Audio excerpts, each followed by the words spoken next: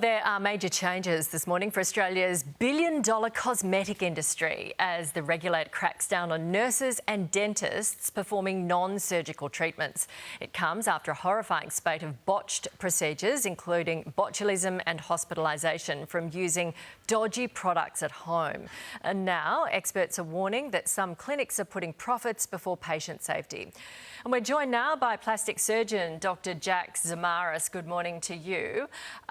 New rules, they're pretty significant right across the board. Nurses have been doing Botox and fillers for years without any formal training. What is wrong with a nurse doing Botox and fillers? Yeah, look, I don't have a problem with a nurse or colleagues of ours doing injectables. I think the issue is, which we mentioned about a month ago, is that for the consumer, there's just so much noise out there as who's qualified, who's reputable.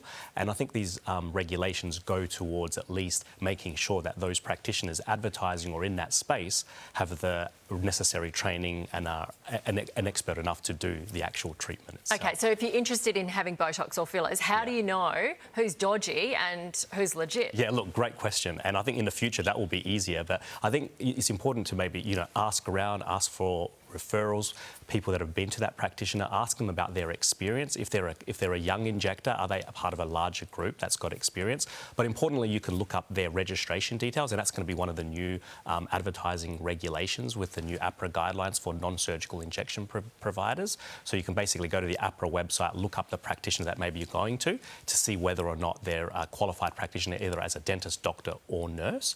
And I think the regulator's also ensuring that there will be extra training for those providers. Okay, so they'll have to do more training now.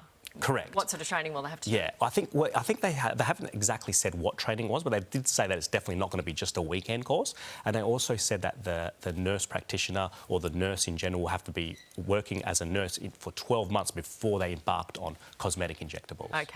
Okay, before we let you go, we want to ask you about two transformations that have got the world talking. Kris Jenner and Lindsay Lohan. Okay. These faces are everywhere. Yeah. Well, obviously this is Kris Jenner.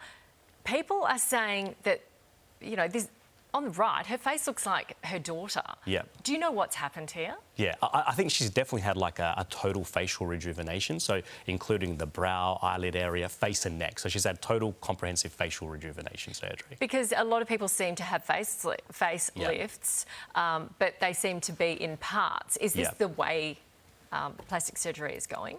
Well, I think plastic surgery is definitely more in the media now, and there's definitely more emphasis on looking natural, and sometimes doing something as a total procedure on the entire face does give you a more natural result, even though it's still dramatic. So I think it's definitely trending, and more people are considering plastic surgery over injectables, even though I'm here talking about injectables. Okay, but good to have these extra regulations on the injectables. Definitely. Thank you very much. Here's Pleasure.